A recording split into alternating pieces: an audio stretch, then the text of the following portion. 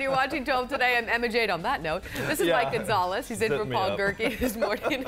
Let's get you up to speed. The Valley drying out after this. A wild weekend of weather. Heavy rains caused widespread flooding issues on Saturday, stranding dozens of cars and leaving some underwater on the highway. Yeah, it was crazy. All that rain causing the Salt River to fill up with fast-moving water. Phoenix Fire having to rescue a man stuck in waist-deep water at 27th Avenue and Lower Buckeye. Soggy conditions, even forcing the Arizona State Fair to close down for the first time ever. It's just so weird that this is October. It reopened on Sunday. Things are back to normal today. We've already broken records for the wettest October ever. But Jen Wall, could we shatter even more records? What do you think? Hey, it's not out of the question. We are only halfway through October. And I think it's funny you say, man, it doesn't even feel like October. And I agree with that. And I'm also going to add, it doesn't even feel like Arizona. It's just been crazy. You walk outside, it just feels so nice and cool. You have a lot of moisture. And so we do have a couple of more storms on the way before we completely dry out. Actually, a few days of wet weather in the forecast this week again. Right now, not looking like any huge tropical storms to dump a ton of rain, but we still have some time to change that. So your satellite radar is going to keep a few spotty showers up in the high country this morning.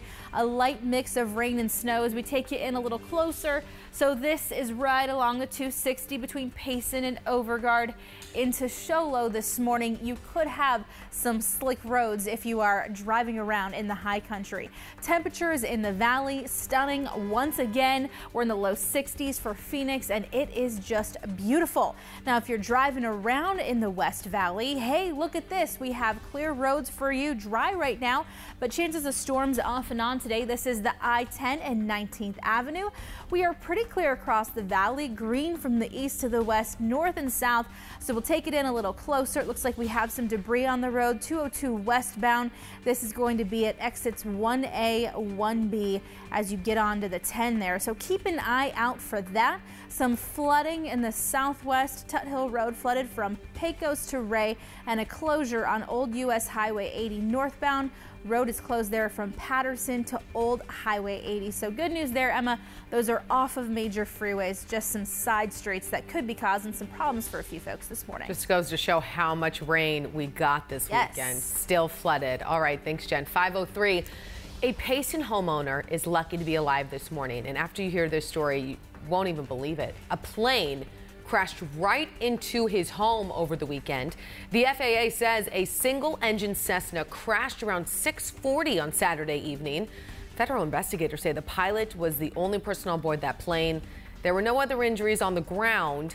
The FAA says they don't know exactly what happened that led up to the crash, but of course, they are investigating. Yeah, he said he was just 15 feet away in his living room. Unbelievable.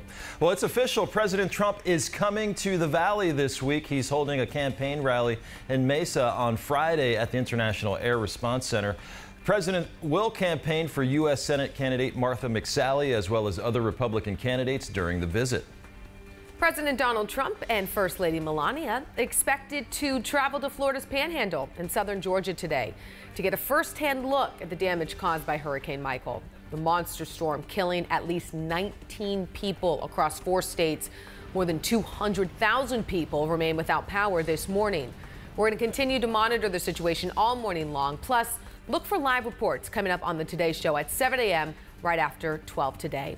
And you know what? When you look at these pictures, you're just wondering if there's anything you can do. And you can help people affected by Hurricane Michael. All you have to do is visit redcross.org. Or, even easier, you can just text the word Michael to 90999 to make a $10 donation to the Red Cross.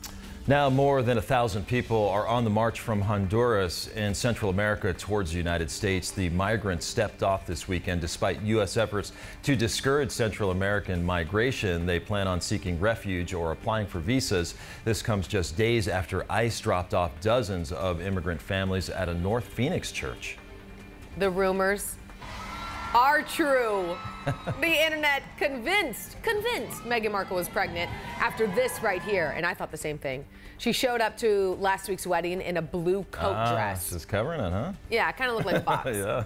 But that means that you're pregnant probably. This morning, Kensington Palace confirming those rumors, announcing on Twitter that their Royal Highnesses, the Duke and Duchess of Sussex, are very pleased to announce that the Duchess of Sussex is expecting a baby.